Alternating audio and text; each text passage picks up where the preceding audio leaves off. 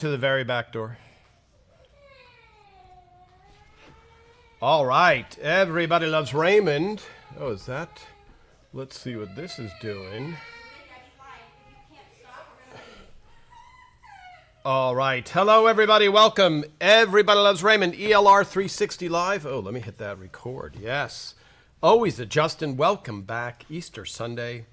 Everybody, surprised to see me, maybe. Okay, let's drink. Let me see.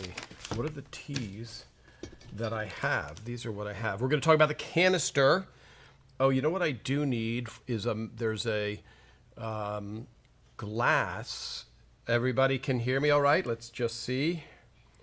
Hello, Thomas Gerard in the United Kingdom, I'm assuming, right?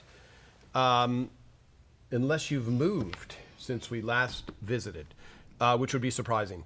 All things Easter, the canister episode. You see the canister right there. Oh, I can grab it actually and put it in focus. There we go. The canister, the famed canister. Looking a little bit hot. Here we go. Maybe if somebody could bring there's a glass on the table there that they could just throw to me, that would be great. It's called a magnifier, and it's got a thing. Awesome. Great. Alrighty. Great. Here we go. Yeah, otherwise it's like super hard. Yes, hello Kim. Hello Paula. Hello Donna. Yes, happy Easter, everybody. Long time no see.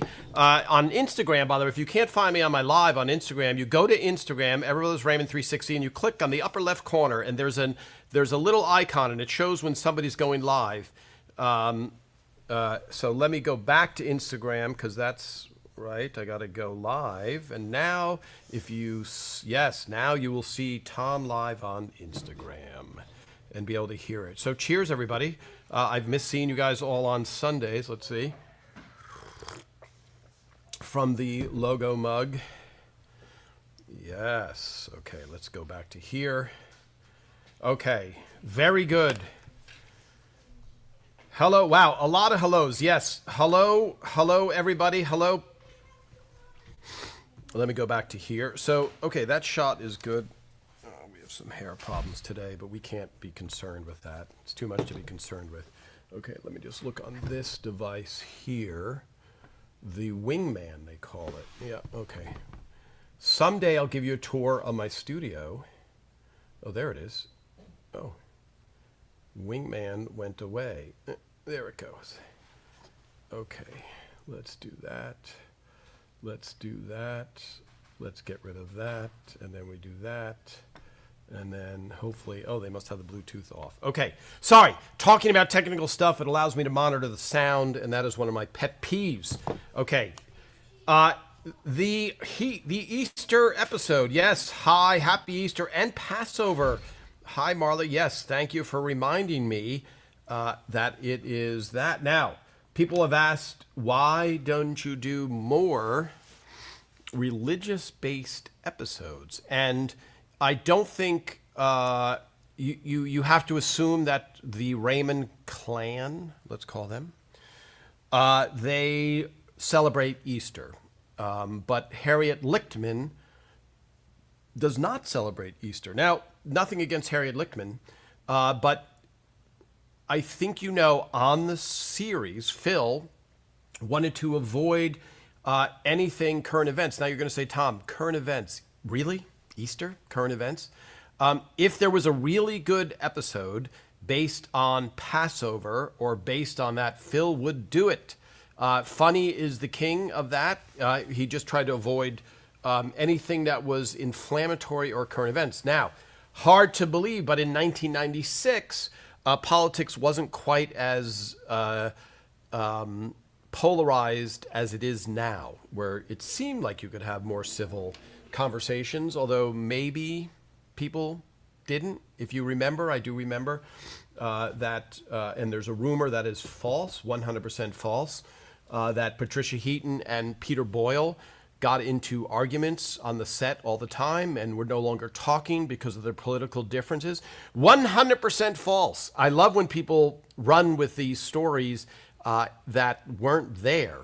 Who weren't there? So from the outside, you're like, oh, I guess so, because the environment is so charged. Of course they didn't talk, just like how parents are disowned by their children for who they voted for, which is kind of incomprehensible for most of the, I don't know, past 200 years in the very short United States history. Anyway, this Easter episode was written by David Regal, an outside writer. So let me just tell you how it works. A lot of people wanted to be sitcom writers and still be sitcom writers. And I think I wouldn't go to court with this, but I believe that I am accurate in that the Writers Guild encourages, makes sure, mandates some term that a lawyer will jump in on for my phrasing, and make sure that we take 2 outside scripts a year. Now, that meant that somebody who's never written the show before has to pitch an Everett Raymond script, and for every series possible. So every once in a while, especially early on for me, I'd be like, oh, here's a strange person coming in to pitch. So one of those first, or probably the first example, was Who's Handsome, which I think was written by Carol Gary, who, do you know who the first appearance was in that show? What character was first appeared by? By the way, here's a script covering my face that we're going to guess using let me make sure that we have. Yes, with the wardrobe photos. Not the canister, just FYI. And you might ask, Tom, why don't you do the same episode that you're talking about, show the same episode? And that's a really good idea. I have to rescue all of those scripts that I rescued from the dumpster. I have to rescue them now from my basement. They are deep underneath, I call it the rat cellar, because in Los Angeles, so I grew up in New Jersey on the East Coast of the United States, and you had a basement. You had a basement and a rec room, very much like Frank and Marie's house, where the Hot Wheels set was set up, where the jazz records were moved. It's always like an unfinished, or maybe there's wood paneling, which might look familiar to you here. This type of wood paneling that's behind me, which is genuine, authentic, real wood paneling, is what you would have. Now, in California, they don't have many basements. And for the people that are screaming and saying, I have a basement, Tom, I live in California, good for you. But my house has more of a dugout side, unfinished beyond belief, like the walls are dirt. But all of the scripts are in these beautiful plastic cases, so they are protected, and they're also cooler down there. One of the projects that I have to do is take all of those scripts, put them in order, so at the tip of my fingers, instantly I can go, oh, canister, here it is. But I don't have that at the moment. However, we do like to guess based on wardrobe. Okay, Carol Gary comes in, pitches a story called Who's Handsome? It becomes Who's Handsome, which reminds me, I need to mention something about AI, where I saw, oh, this is 100% wrong. I was just searching for the name of an episode and this often happens. What line was this episode in? And I looked it up, and it was 100% wrong. It was accurate, and it was, you ready for this? It was on the Paramount Plus site. So they had the accurate episode number. The name was completely wrong. The description was correct. The name, the actual name they called it, was inaccurate. So I was like, wow, that's good to know. I know that. And by the same token, I saw a post about Ray Romano, just to give you guys the heads up. It was a post, and it was on one of the Facebook pages, not an Everett Raymond fan site, but like celebrity, who knows what it was. And I read it, and it was about Ray. Hold on, I have to take a sip. Okay, here we go. Don't worry, folks, it's not a blank mug. It's the ELR 360 logo mug. Here, let me see. Let me pour. I got to share some of this tea. with my, okay. Here we go. Into our favorite quotes mug, which you can order at our shop. Okay. On this Facebook page, there's a post about Ray Romano, and it talks about how Ray was constantly working on the show before the show happened, and then recounted the rehearsal process where he said, one more time, we need to get this, all this stuff. 100%, 100% fabrication. And I think you can tell when somebody's recounting stuff. First of all, it's hard to not know if it's true or not if you're not there, if you weren't there, because, and this is one of the tells, AI really, really writes in a convincing tone. So this is kind of one of the flags. When you see, let's recount now. Tom took a deep breath. He looked at his cups. He thought to himself, which cup do I choose? And he was torn because the cup. So that inner dialogue, when they're recounting something that happened in 1995 with Ray in a comedy club, that's much different than, on the video that we saw where Tom was talking about the cups, then we could endow it with that type of detail. But when you read a thing that says, Jerry Seinfeld walked down Madison Avenue and he thought to himself, someday I'll have a sitcom. And then it's completely fabricated. The only time it wouldn't be fabricated is there an Esquire magazine reporter shadowing him, watching his every move and talking to him. But this Ray thing recounted how he thought about the show beforehand, and then he told the director one more time, and he told Patricia Heaton one more time, we need to get this right.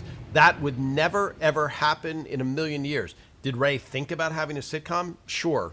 Okay. But there was no comedy club where he sat there and was starting to write the scenes and what he knew was the sitcom. It just didn't happen that way. And on set, it was such a collaborative process that it was never, Ray shouting out, let's do it one more time. The director or Phil would say, you want to do that again? Are we good? Let's move on. But it was never him going, Patricia Heaton, come on, pick up the pace. Especially since at the beginning of the show, Ray was the least experienced of anybody on the floor.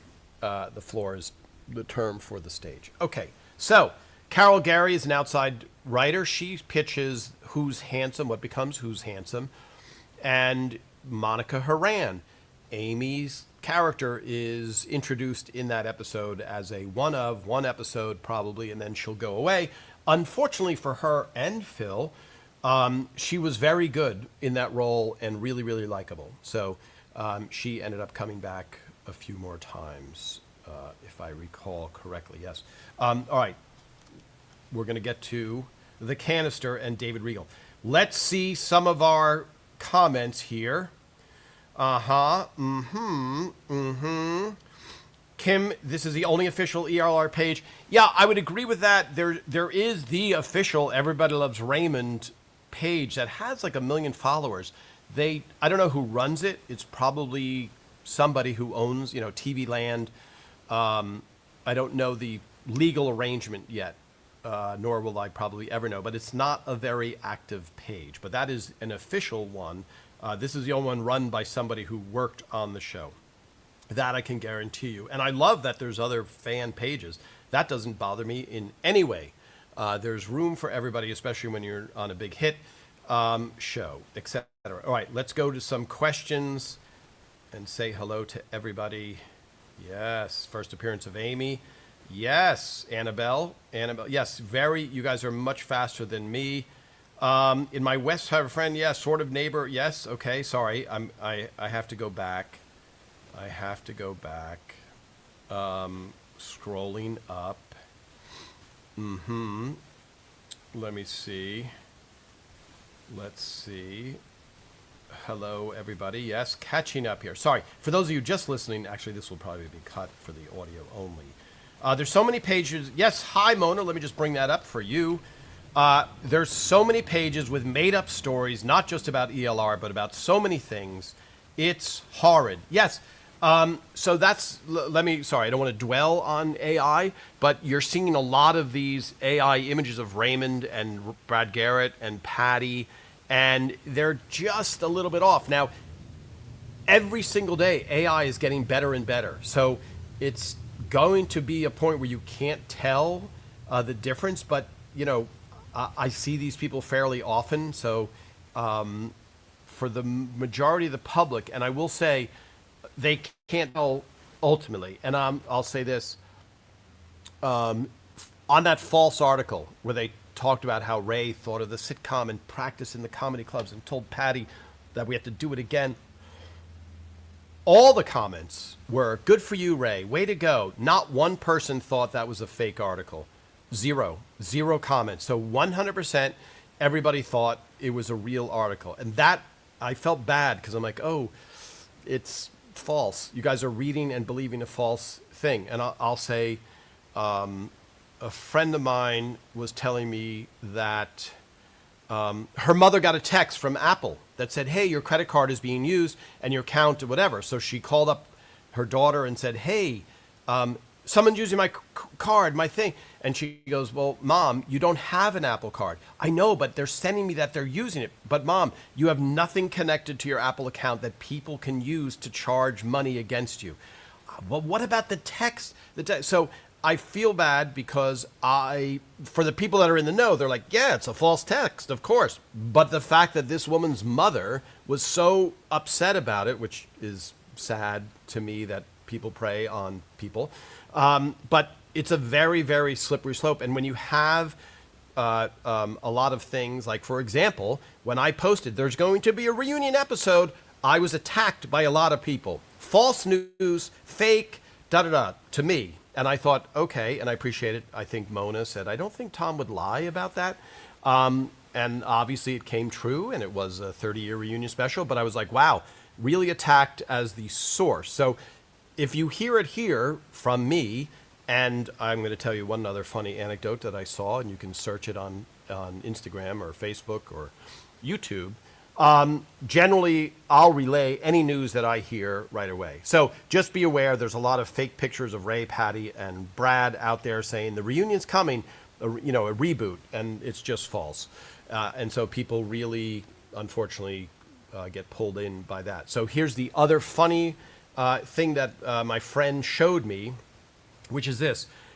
And again, AI is going to get so good that this might not matter. But they're talking, this is really eerie. Somebody's talking to a person, a guy in an office, and the person goes, hey, can you prove to me that you're not AI? And he's like, sure. And he brings out a thing, and he presents a diploma on the wall, and he's like, there you go, okay. And he goes, can you do me one more favor? Can you hold up 3 fingers in front of your face? And I'm thinking, what does that even do, 3 fingers? And so the guy goes, just hold up 3 fingers for me. And so the guy goes, okay, yeah, here you go. There's 3 fingers. And he goes, okay, can you hold up 3 fingers and put it in front of your face? And the AI person that he's talking to goes, 3 fingers in front of, now come on, Roger, that's a lot to ask. That is really a lot. He couldn't do it because somehow doing this does something to the AI that it falls apart and you'd be able to tell it was AI. But it was so interesting to see that this guy would have bet $1 million that this guy was a real guy. Okay.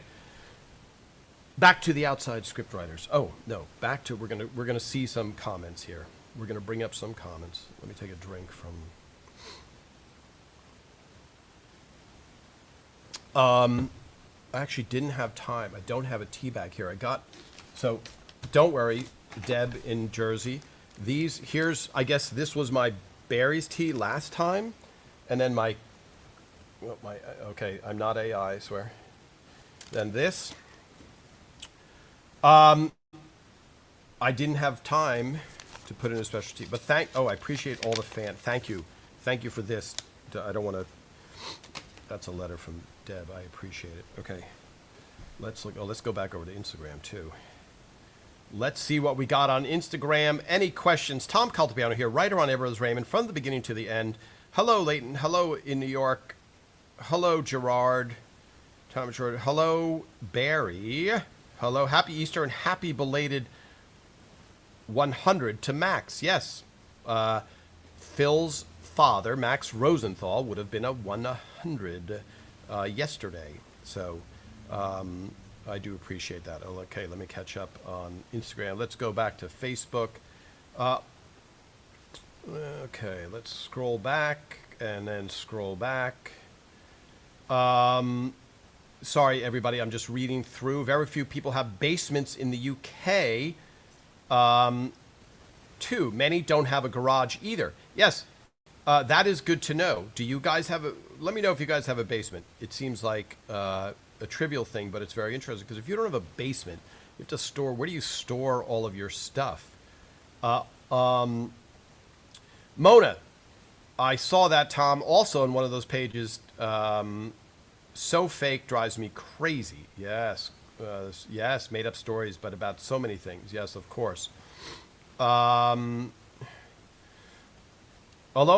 Bob. Does anyone know if the ELR DVD box set has commentary on each episode? So I don't know 100% factually if it's true, but I don't think so. I don't think for every episode. So Phil would say, hey, Tom, come in. This is after the show ended. Did it end? Did we do it before it ended? I can't even remember. I remember I have one picture of Patty there, but I have a picture of Ray's father, etc. You wrote this episode, you wrote this episode, you wrote this episode. We're going to do those episodes. So come in and you sit there and you comment on those episodes. So maybe Phil and Ray did a commentary on every single episode. I'm not 100% sure, but I know as a writer, if let's say I wrote 20 episodes, I don't think I commented on more than 4 of those, and maybe I would stay for an extra batch. And what we would do, by the way, you'd go into a sound recording stage, you'd all sit there with a microphone, and then they would just play, and it never paused. So if you listen to the commentary, it's almost annoying for us because you're like, oh, we're missing dialogue. We don't want to talk over this dialogue, and then it keeps going. Okay. Great question, though. Hi, Janet. Hello. Yes. Let me go here. Okay. Deb, the plan. Okay. The plan. Yes. Episode 7, season 8. Season 7, episode 18. Was the one-man minute mentioned by Deborah in the episode inspire a real-life wedding experience from the writers? I don't think that was a real-life thing. I think that was just pure comedy. I watched a reel of Ray and Anna giving a tour of their lovely home. They showed how close it is to a golf course. So he calls her when he's approaching the... Sorry. I know you guys try, and I try as well. You're typing quickly. So Ray calls me approaching. Yes, that is something that Architectural Digest did. For those of you that are seeing it, Ray and Anna came from very humble beginnings. Anna's parents came from Sicily, and they owned a vegetable stand in Brooklyn. And Raymond's, mother was a piano teacher, and the father was an accountant. His father served on a sub in World War II, which somewhere I have video footage of him telling me all about it. I have to find that footage along with a bunch of other footage, including Raymond and George Clooney. Would you like to see that as well? So yes, that is their one of their houses, and Architectural Digest did it. Ray's I know it's weird. Ray's kind of a private person, so that was more Architectural Digest. Yes, okay, we got that. Yes, great, brought that up. Fantastic. We talked about the golf thing. Yes, that's nice of Ray. Hi, Anne-Marie. I'm addicted to the show. I watch it every day and night. It's my comfort show. Yes, I think it is the comfort show a lot of people. Let me see. Yes, the canister. How did the Easter impact it? Well, we have a few things with Marie, commenting. That's not Easter language, etc. So that's really good one. But that's a good question for David Regal. We'll have him on here one of these days. I have the e-letters, and there are bloopers and commentary reels, but not for every episode. Thank you, Kim. It's still worth buying the DV set for the bonus footage. Yeah, the set is gold. I mean, the set is 100% worth it. I just think it would be a lot to comment on every single episode. Tom, when you were writing for the show, what was the what was the hardest scene to write? Fast-paced arguing or the sentimental moments? That is a very good question, Deb. So when you write a scene, and we're going to get to the canister, when you write a scene, when you write an episode, you outline it to death, meaning you figure out everything that's going to happen in the scene. The biggest trap is you start writing funny dialogue, and then you're like, this is really funny, and then Phil goes, hey, really funny dialogue, doesn't help the story. And you go, but Phil, it's funny, it's like genius. Great. So there's the garbage, and put it in the garbage. I'm glad you had fun writing it. So you make the outline so that every scene makes sense first. So in the outline phase, you know, what is the most fun to write? The most fun to write is Frank insulting people because it's your id coming out. So just in general, that's really easy to write. That's not a whole scene, but that's really easy to write. Yes, I would say sentimental, emotional moments for me were not as much fun to write. You'd rather write, something that's unfolding. Like the canister would be a fun one to write because you know what's happening from A to B. They have to sneak the canister back in the house, and you have to make it so it does not happen easily. So I would say, though, more the emotional, it's just not as much fun because there's no laughs in it, or not many laughs in it. So the tender moments between Ray and Deborah, those are tough. Between Frank and Marie, those are tough. If it's, there's no scene that's not motivated, that you don't know what has to be accomplished. But on She's the One, the beginning, the first half of that episode, Ray, Mike Royce, and I worked on that because Ray was always crazy swamped doing everything, acting, etc. So he would have us help out, even though our name wasn't on the script. So that was a fun one to write. Just she ate it, the whole thing.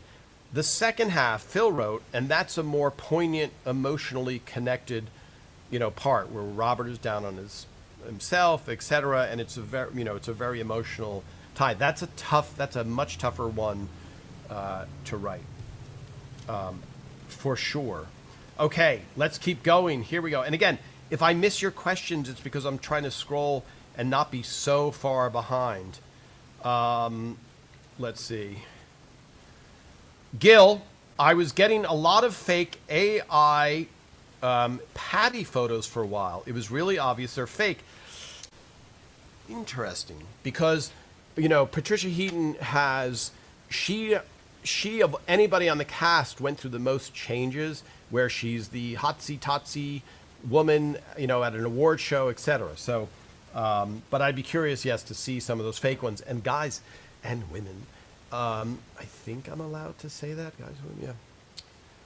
We don't know what's coming down the line. Like, you're gonna, I will keep holding 3 fingers in front of my face to show that I'm real, but there's going to be so many things where you go, I guess until I see them live. I mean, the point this year is going to be this inflection point where you're going to start questioning everything, because you're going to go, wait a minute, that was fake? I completely fell through for it, all of us. Hi, Karen, you still watch the show. That's a very good thing.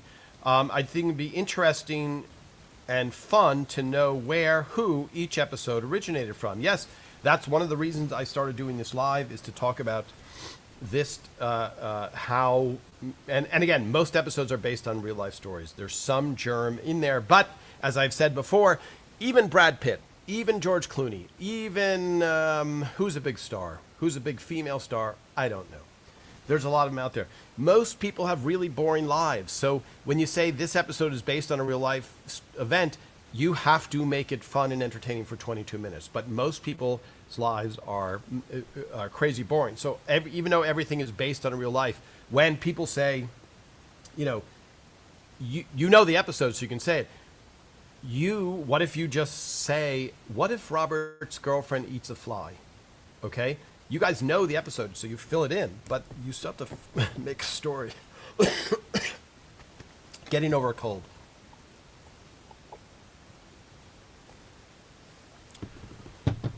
Let's see how we're doing here. Okay, great.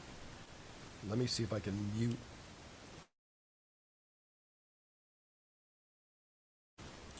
There. I think that's successfully muted. Okay, let's scroll. Let's catch up. The problem is, if I don't scroll to the bottom, then there's a whole dialogue that happens, and I miss a lot of the dialogue. Okay. My life isn't boring at all. Believe me, it's exciting. I believe you, Deb, but can you make a 22-minute portion? So you have to write all the dialogue and service all the characters, etc. But if we had a camera on you for 24 hours, and again, I'm not accusing people of having boring lives. I'm saying even the people with the most exciting lives that you cannot believe their lives. They went to the North Pole, then they went there, then they went parasailing, then they went to a red tie event, then they went to a thing. That is boring. That is ultimately boring. Moments are exciting, but to make that into a story that's interesting, that's the challenge. Okay, so let me see. Scrolling back. Hi, Karen Jack. In our townhouse in Cleveland, we had no attic, basement, a gantry, or linen closets. Wow. It was a full-blown storage crisis, so we added built-in cabinets. It was either that or live out of boxes forever. LOL. Yes, quite a challenge, and we know we all like our stuff. So the canister. David Regal comes in. He pitches that storyline. I believe Steve Scrovan was also instrumental in helping that episode come along. And it was probably the most caper-y episode that Phil decided to do. And I think it became a little bit like a horror film where you just couldn't get rid of this object. So, you know, Brad Garrett Roberts' reactions throughout are phenomenal. I think the Deborah's speech, you totally see her side. That's a really dialogue-heavy portion where you're just thinking and you're just saying to the people, was I wrong about the canister?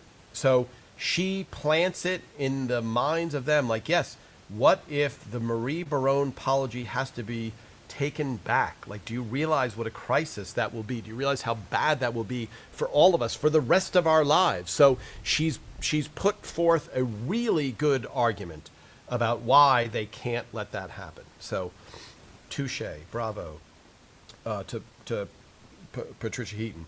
And then, of course, the innocence of the daughter coming down and not forgetting. Let me know, folks, has that ever happened in your life where you swore you returned something and then you later find out that you didn't? So, you know, I had an interesting thing where I borrowed something and then could not find it and looked everywhere and then could not find it and asked where it was, also in some other place. That person where it was, additionally, this was for filming something, they couldn't find it. And so it caused a huge rift with the person I borrowed it from. It was terrible. And I was like, I can't find it. I don't know where it is. Nothing gets thrown out, but it's somewhere. And so we looked everywhere. And then the second person said, a year and a half later, sent me a text. Whoops, look what I found in one of my closets, underneath a tray, in the back of a thing. So other friendship almost destroyed, not believing me. And now I found it. So it was one of those things where I didn't think I returned it, but I knew it was somewhere, and so the mystery was solved. An unfortunate turn of events, but innocently done. All right, let me try and scroll through to these. Hi, Linda DeLuca. Is that correct? Watching it now. I love the reruns. Yes, which is awesome. Kim. I got to work for 17 miniature, unfiltered, let me see, chatterboxes 5 days a week. I beg for a boring, uneventful day. Okay, 17 children. So teaching children, yes.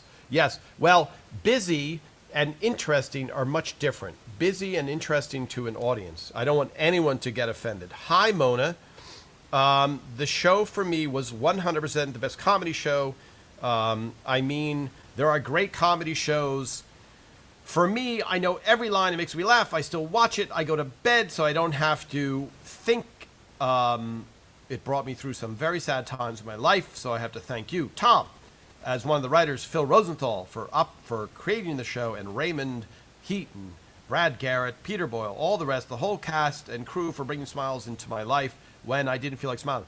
That is a very sweet sentiment, Mona, and I read it in the worst possible way. Okay, so David Regal comes in. He has this idea, and then it's a matter of how do you work out this caper, how to return it, and I think this was an episode that had so much good to it because at the end, when Frank takes the blame, we love Frank for that because he lets Deborah, he gets Deborah off the hook. And he's so matter of fact when he goes, oh my God, there's the canister, you know, give your heart, you know, all these things that happen in it were great because also a lot of people don't like that Ray is a lazy, bad husband. They're like, bad husband. He's a bad husband. Ray's actually a flawed husband, but we see him supporting Deborah in that decision. And I think that scored points for everybody with Raymond. And then, of course, you had the iconic canister, which, let's see this. So, for those of you who have gone to the Long Island Museum of Music Entertainment Hall of Fame, there was a canister there under glass, okay? Under a display. This one was not given to me, lent to me to keep for a week 2 years ago by Rhonda Robinson, who was the head of the props department on Raymond. It's short for property department. They made, I think David Regal has one.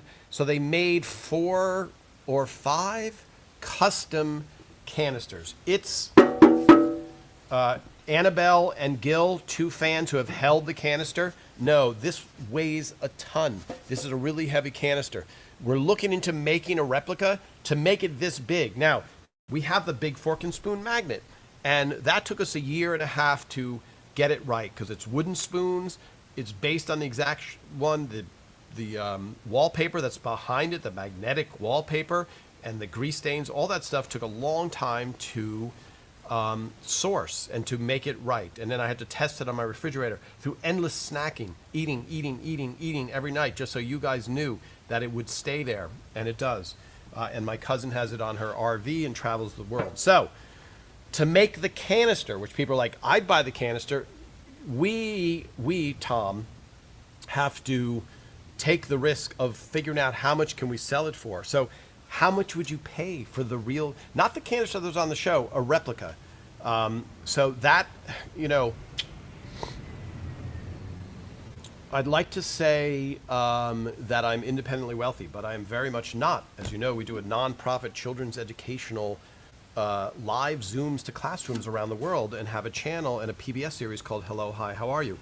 Nobody has ever said, do you see that giant house on the hill? That's from a nonprofit educator. That's who lives there. It's always hedge fund. I'm not angry at them. I'm just saying there's not a lot of money in helping children. Anyway, so, but what is that? What is the short of that? We have to take the risk, like with the fork and spoon magnets. Will people buy this? So I don't know I don't know how much it would cost to make this. I don't know if people want a full-size one. Do they want a refrigerator magnet? But having said that, let's see what we have. Every week, in honor of Jeremy Stevens, who was such a sweet soul and a writer on Raymond, he wrote, let me see, did he write this episode? Oh, yes, but I'm not going to tell you what it is because we're going to try and guess it. We're going to try and guess it. Yes, so let's see what we have in here, what someone has given me. Okay. Here we go. I was going to try an Easter bunny, but they're generally not high-quality chocolate unless somebody knows of them. Okay, this is Ritter Sport Mint, right? Can you guys read that? Holding it as close as I can. Okay. Ritter, peppermint. Okay, so I think this might be, has anybody had this? Let me know if anybody has had this. Is this a good flavor? You know what, let me go over to, let me see. There we go. For Instagram people. My head has to be away. Come on. There we go. For our Instagram fans. I have to keep it in context. not in context, in the line. So I'm looking at a screen that shows Instagram, the focus point. All right, Tom Caldabiano here, writer on Everest Raymond. We are about to taste this on the camera. Let's see if we have. Let's see this. Let's see this.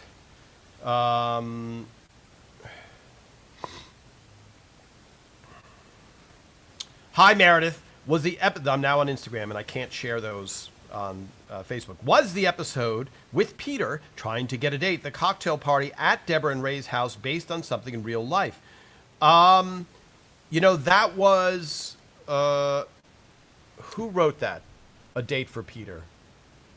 Was that Steve Meyer? You guys would know. It was just a. We'll have to find out. I don't remember it being based on a real life thing. I know that is a common theme when there's somebody that nobody seems to like or is a weirdo, and you're like, they would be great for you, and trying to fix it up. And then also anything in a show or a movie where the lead character has things going wrong, you like that episode, you like that storyline.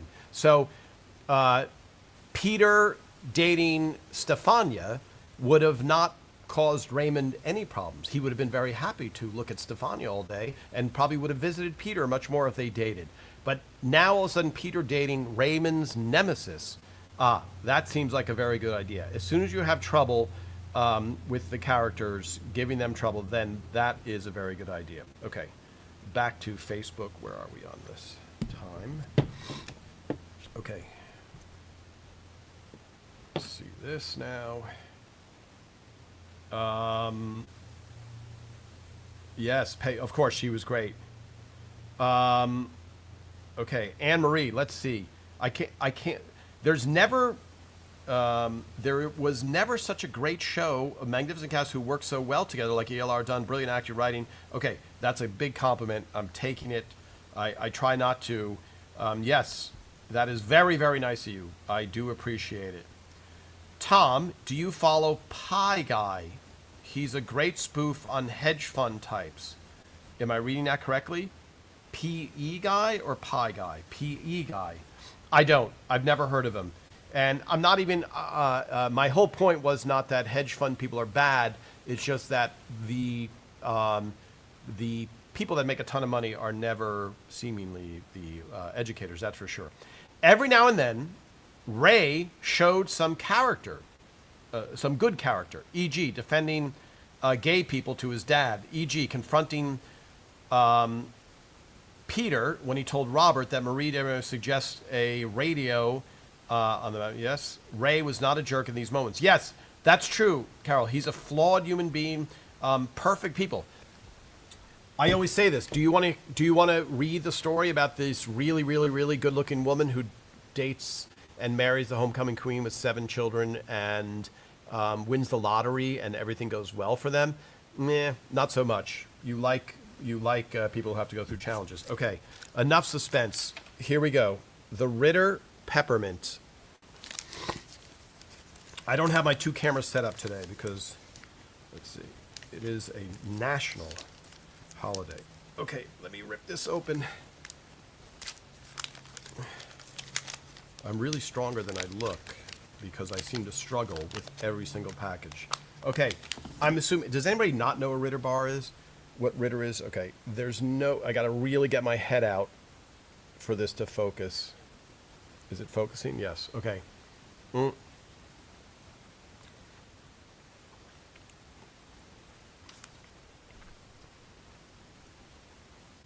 So, I'm gonna say this, let me put this back here.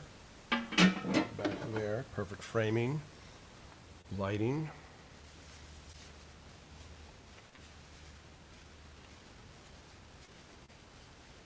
And dark. I'm going to give that a 9. So my favorite ice cream is chocolate chip mint ice cream. Raymond's favorite ice cream is chocolate mint ice cream. I don't know if it's an Italian thing or what, but I absolutely love mint and chocolate.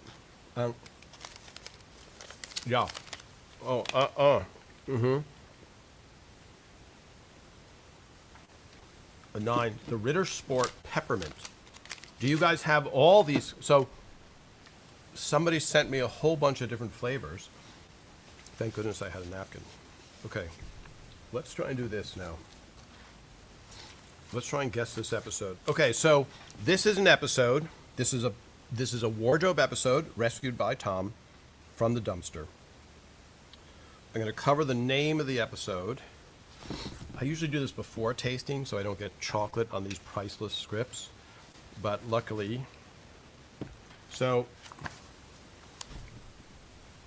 Tom, why is that green? You told us there's blue, there's pink, and there's yellow. Yellow is shoot day. And pink, I think, is day 3, which is a rehearsal day, and blue, I think, is day 2. So when you write a script, and I'm colorblind, when you write a script, the writer's assistant goes, Tom, for the script, what color for the table draft would you like the cover to be? You can choose, and they list all these colors. Color is so not important to me that I said, yeah, whatever you have, whatever people don't like, or whatever anyone else doesn't choose, just do that color. So it's not a generous offer, it's just color script. So this one, the author picked green. That's why on the table read, when you're trying to guess the episode, it's really hard because when they're sitting at the table, it could be no one remembers the color of the table draft. And it's funny because usually for the wardrobe, they have the shooting one. This is rare that they have the table draft. And this will have all kinds of different color pages. Can't even tell what color is that page. I don't want to give it away. All right, let's do this. Now, I may have done this one already, but you can never guess from Raymond. It's very hard from Raymond because Raymond sometimes wears exactly the same thing, I mean all the time, okay? There's 3 pictures of Raymond. I'm hoping we're not giving away any clues. There is a clue there, but most people won't be able to pick up on it. Oh, wait. Here, okay, we might have done this. Raymond with jeans, a shirt, and an open shirt over it.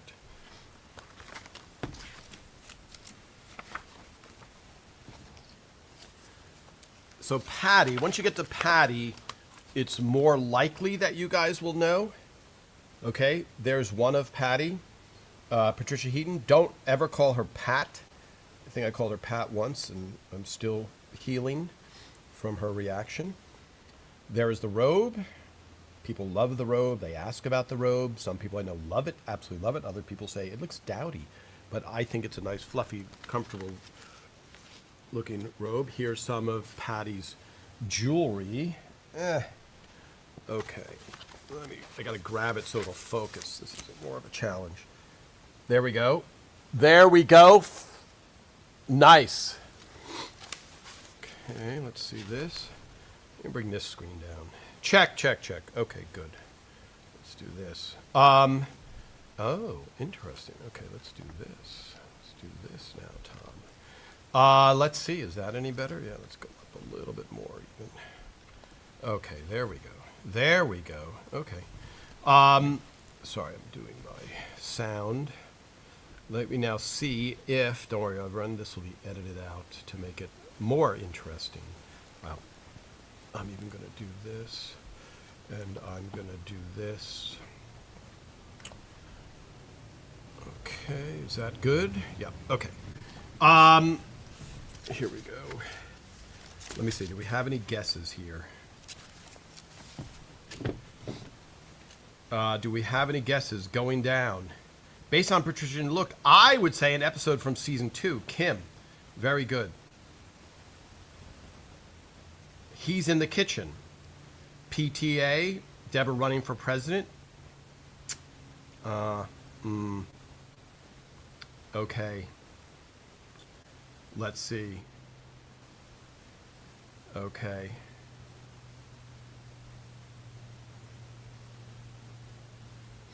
The silence you're hearing is as I comb through the back. Okay, Kathy Pine, it looks like you are correct. The first guess of brother. So, sorry, people commenting. Let me read that. So, I'm going to keep going on this for people that don't know. I think I may have shown this. This was thrown to me. This would kind of, these two, that dress, the second dress, I don't think she wore often. And so that's an episode. And it was written by Jeremy Stevens. Okay, if my head is in there, it will focus on my face, unfortunately.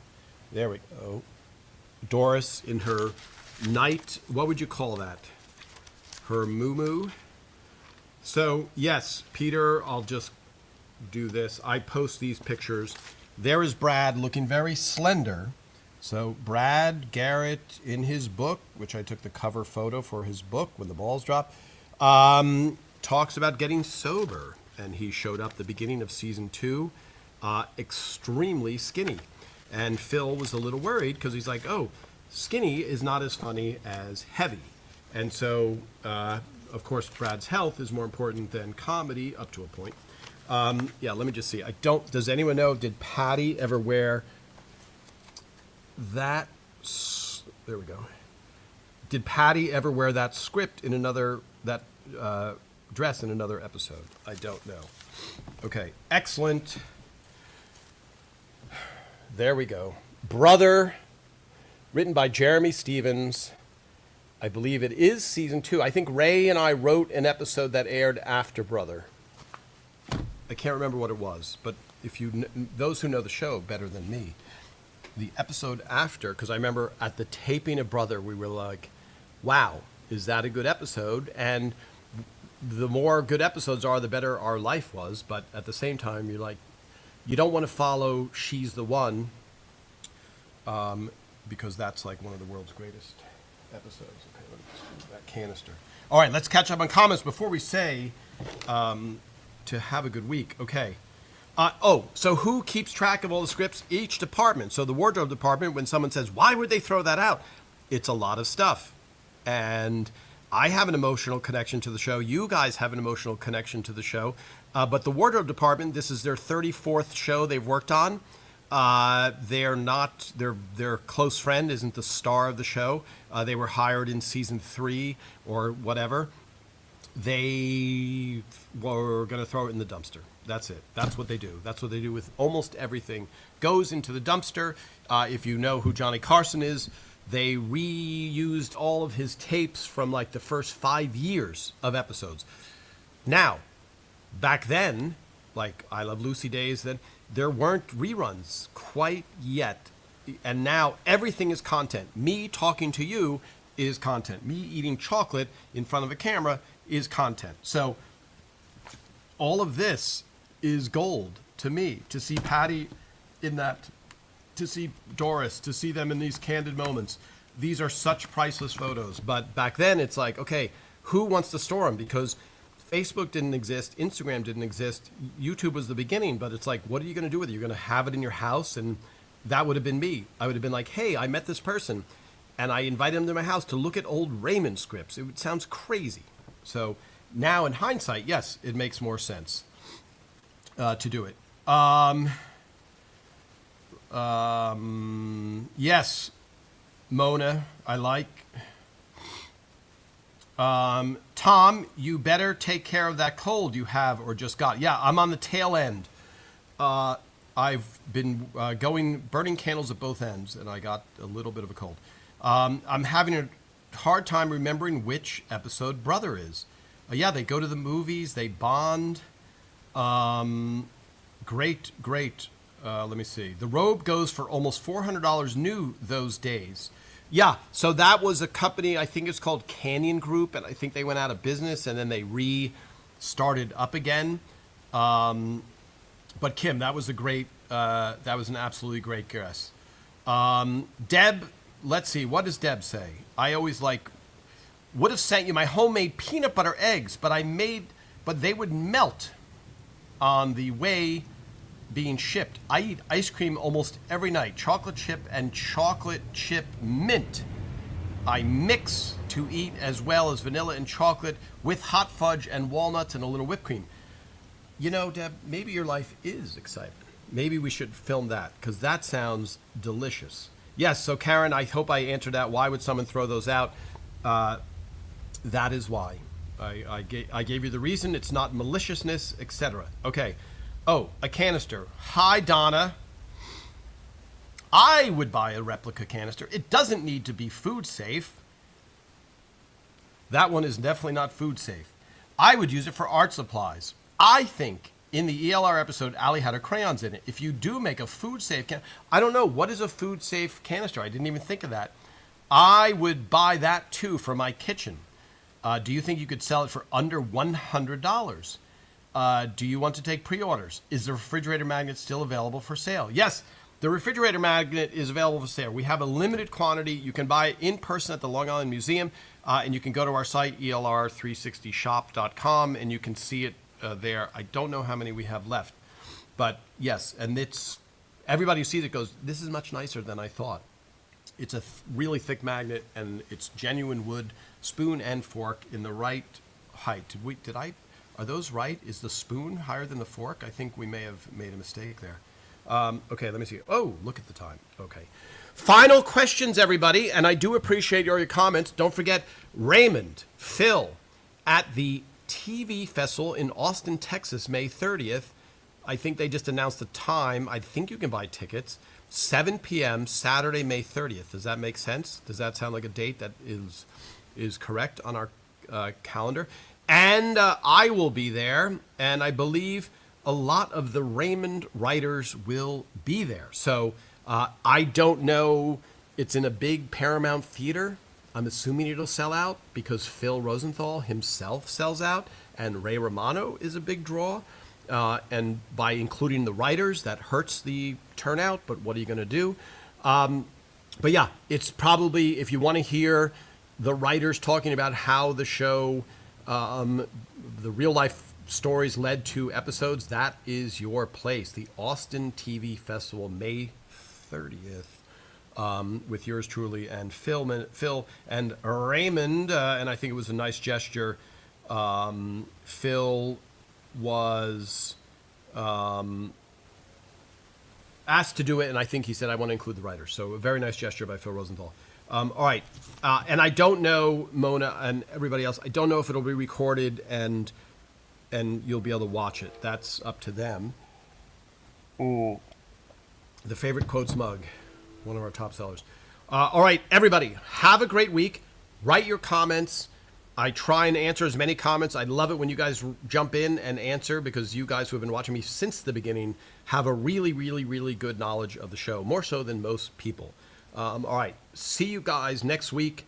Thank you so much for following and being such great fans.